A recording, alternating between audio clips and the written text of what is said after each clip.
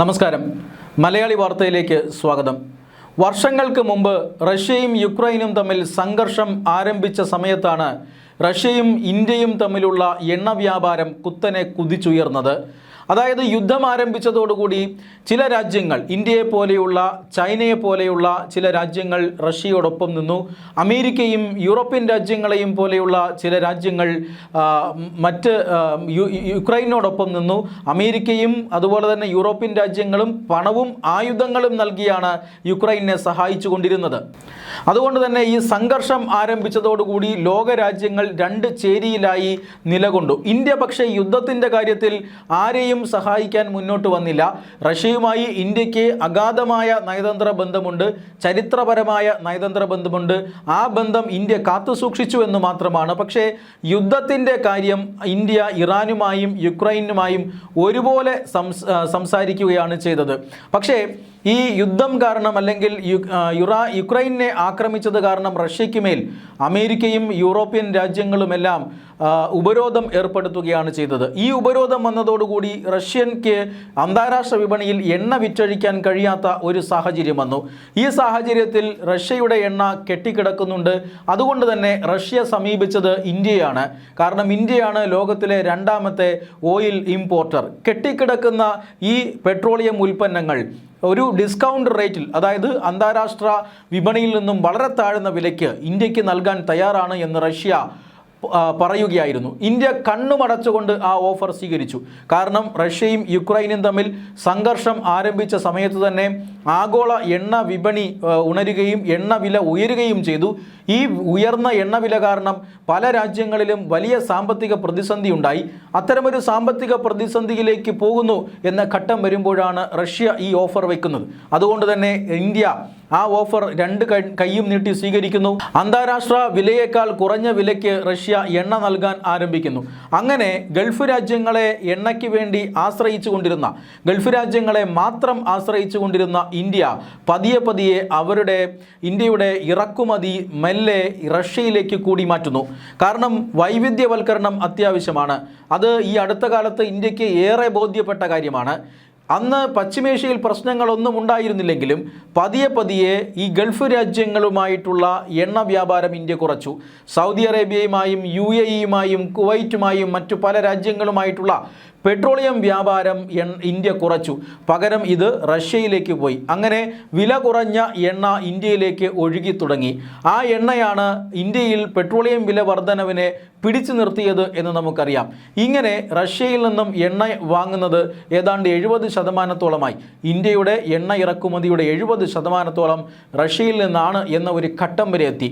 അങ്ങനെയാണ് ഇന്ത്യ ലോകരാജ്യങ്ങളുടെ, പ്രത്യേകിച്ചും അമേരിക്കയുടെയും യൂറോപ്യൻ രാജ്യങ്ങളുടെയും ഒക്കെ ശ്രദ്ധയിൽപ്പെടുന്നത്.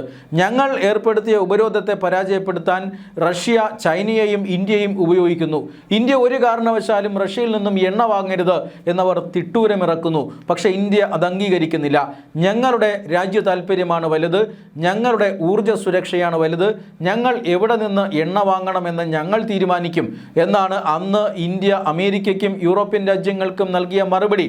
പക്ഷെ പിന്നീട് റഷ്യക്കെതിരെ അമേരിക്ക ഉപരോധം കടുപ്പിക്കുന്നതാണ് നമ്മൾ കാണുന്നത്.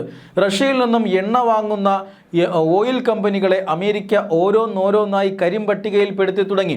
അമേരിക്കൻ കമ്പനികളുമായി സഹകരിക്കാൻ പറ്റാത്ത അവസ്ഥ, കപ്പൽ ഗതാഗതത്തിൽ അമേരിക്കയുടെ യാതൊരു ഇൻഫ്രാസ്ട്രക്ചറും ഉപയോഗിക്കാൻ കഴിയാത്ത അവസ്ഥ, ഇങ്ങനെ പലതരത്തിലുള്ള സമ്മർദ്ദങ്ങൾ അമേരിക്ക ശക്തമാക്കിക്കൊണ്ടിരുന്നു. അപ്പോഴും ഇന്ത്യ റഷ്യയിൽ നിന്നും എണ്ണ വാങ്ങുന്നത് നിർത്തിയില്ല. പക്ഷേ ചില അഡ്ജസ്റ്റ്മെൻറ്റുകൾ ചെയ്തു. എണ്ണയുടെ ഇമ്പോർട്ട് അത് കുറച്ചു. റഷ്യയിൽ നിന്നുള്ള എണ്ണയുടെ ഇമ്പോർട്ട് കുറച്ചു. ഗൾഫ് രാജ്യങ്ങളിൽ നിന്നും എണ്ണ വാങ്ങാൻ തുടങ്ങി. മറ്റ് പല രാജ്യങ്ങൾ, അങ്കോള പോലെയുള്ള രാജ്യങ്ങളിൽ നിന്നടക്കം ഇന്ത്യ എണ്ണ ഇറക്കുമതി ചെയ്യാൻ തുടങ്ങി. മാത്രമല്ല ഇപ്പോൾ ഏതാണ്ട് ബാലൻസ്ഡ് ആയ നിലയിലാണ്. റഷ്യയിൽ നിന്നും തന്നെയാണ് നമ്മൾ ഭൂരിഭാഗം എണ്ണയും ഇപ്പോൾ വാങ്ങുന്നത്.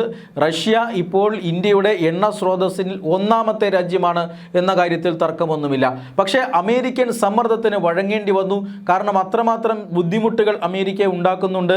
അതുകൊണ്ട് എണ്ണ കമ്പനികൾ, പൊതുമേഖലാ എണ്ണ കമ്പനികളെ ഈ റഷ്യൻ എണ്ണ എണ്ണ വാങ്ങുന്നതിൽ നിന്ന് മാറ്റി നിർത്തിയിട്ട് മറ്റ് റിലയൻസ് പോലെയുള്ള സ്വകാര്യ എണ്ണ കമ്പനികൾ റഷ്യൻ എണ്ണ വാങ്ങാൻ തുടങ്ങി. തന്ത്രത്തിൽ മാറ്റങ്ങൾ വരുത്തിയെന്ന് മാത്രമാണ്. പക്ഷേ ഇപ്പോൾ ഇന്ത്യയിലെ പ്രതിപക്ഷം അമേരിക്കയുടെ സമ്മർദ്ദത്തിന് വഴങ്ങി റഷ്യൻ എണ്ണ വാങ്ങുന്നത് ഇന്ത്യ കുറയ്ക്കുന്നു, ഇന്ത്യ നിർത്തുന്നു എന്നൊക്കെയുള്ള വ്യാജ പ്രചരണങ്ങൾ നടത്തിയിരുന്നു. പക്ഷേ ആ പ്രചരണങ്ങളെല്ലാം തെറ്റാണ് എന്ന് തെളിയിക്കുന്ന കണക്കുകളാണ് ഇപ്പോൾ പുറത്തു വരുന്നത്. കാരണം ജൂൺ മാസത്തിൽ വലിയ വലിയ കപ്പലുകളിലാണ് ഇപ്പോൾ വരിവരിയായി റഷ്യയിൽ നിന്നും ക്രൂഡ് ഓയിൽ ഉൽപ്പന്നങ്ങൾ ഇന്ത്യയിലേക്ക് എത്തിക്കൊണ്ടിരിക്കുന്നത്.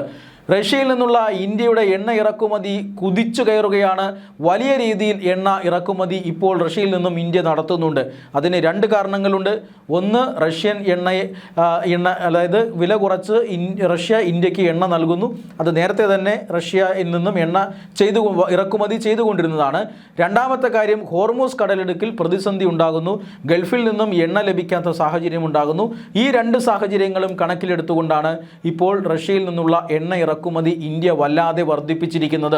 മാത്രമല്ല, അമേരിക്ക ഇപ്പോൾ റഷ്യയിൽ നിന്നും എണ്ണ ഇറക്കുമതി ചെയ്യുന്ന രാജ്യങ്ങൾക്ക് ഉപരോധത്തിൽ ചില ഇളവുകളും നൽകിയിട്ടുണ്ട്. ഇത് പരമാവധി പ്രയോജനപ്പെടുത്തുക എന്നുള്ളതാണ് ഇപ്പോഴത്തെ സർക്കാർ തന്ത്രം.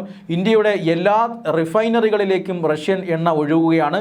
മുമ്പെങ്ങും കണ്ടിട്ടില്ലാത്ത വിധം പടുകൂറ്റൻ ടാങ്കറുകളിൽ ഇന്ത്യൻ തുറമുഖങ്ങളിലേക്ക് റഷ്യൻ എണ്ണ എത്തിക്കൊണ്ടേയിരിക്കുകയാണ്.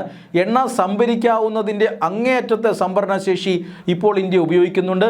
മാത്രമല്ല, റിഫൈനറികളിലെല്ലാം റഷ്യൻ എണ്ണ എത്തിക്കഴിയുകയും ചെയ്തിരിക്കുന്നു. ഇതോടുകൂടി ഇപ്പോൾ ലഭിക്കുന്ന സൂചനകളും കണക്കുകളും അനുസരിച്ച് ഈ ജൂൺ മാസത്തിൽ മൊത്തം ഇന്ത്യ ഇറക്കുമതി ചെയ്ത റഷ്യൻ എണ്ണയുടെ കണക്കെടുത്താൽ സർവകാല റെക്കോർഡും ഭേദിക്കും എന്നാണ് ഇപ്പോൾ ലഭിക്കുന്ന സൂചന. എന്തായാലും ഇപ്പോൾ എണ്ണവില ഉയർന്നു തന്നെയാണ് ഇന്ത്യൻ വിപണിയിലുള്ളത്. അത് അന്താരാഷ്ട്ര വിപണിയിൽ ക്രൂഡ് ഓയിൽ വില ഉയരുകയും യുദ്ധവുമായി ബന്ധപ്പെട്ട സാഹചര്യത്തിൽ അനിശ്ചിതത്വം ഉടലെടുക്കുകയും ചെയ്ത സാഹചര്യത്തിലാണ് പെട്രോളിയം ഉൽപ്പന്നങ്ങളുടെ വില വർദ്ധിപ്പിച്ചിട്ടുള്ളത്. ഇപ്പോൾ അന്താരാഷ്ട്ര വിലയിൽ ചില കുറവുകളുണ്ട്. യുദ്ധത്തിൻ്റെ കാര്യത്തിൽ അല്ലെങ്കിൽ സംഘർഷത്തിൻ്റെ കാര്യത്തിൽ ഇപ്പോൾ ഒന്നും പറയാൻ കഴിയാത്ത സാഹചര്യമുണ്ട്. അതുകൊണ്ട് തന്നെ ഇന്ത്യ ഇതുവരെ വില കുറച്ചിട്ടില്ല. പക്ഷേ ഇന്ത്യയുടെ ഊർജ്ജ സുരക്ഷ അത് ഭദ്രമാണ്. ലോകമെമ്പാടുമുള്ള രാജ്യങ്ങൾ വർദ്ധിപ്പിച്ചത് താരതമ്യം ചെയ്യുമ്പോൾ ഇന്ത്യയിലുണ്ടായത് ചെറിയൊരു വർധനവ് മാത്രമാണ്. ഇനി കൂടുതൽ അങ്ങോട്ട് ഇന്ത്യയുടെ പെട്രോളിയം രംഗത്തെ ഭാവി സമ്പുഷ്ടമാണ് എന്ന് തെളിയിക്കുന്ന ഡാറ്റകളാണ് ഇപ്പോൾ പുറത്തു വരുന്നത്. ജൂൺ മാസത്തിൽ റഷ്യൻ എണ്ണ ഇറക്കുമതി അത് സർവകാല റെക്കോർഡിലേക്ക് കടക്കുമെന്ന് വിദഗ്ധരെല്ലാം ഏതാണ്ട് ഒരേ സ്വരത്തിൽ പറയുകയാണ്. അമേരിക്കൻ സമ്മർദ്ദത്തിന് വഴങ്ങി റഷ്യൻ എണ്ണ വാങ്ങുന്നത് ഇന്ത്യ നിർത്തി എന്നുള്ളത് തീർത്തും അടിസ്ഥാനരഹിതമായ പ്രചരണമാണ്, കണക്കുകൾക്ക് നിരക്കാത്തതുമാണ്.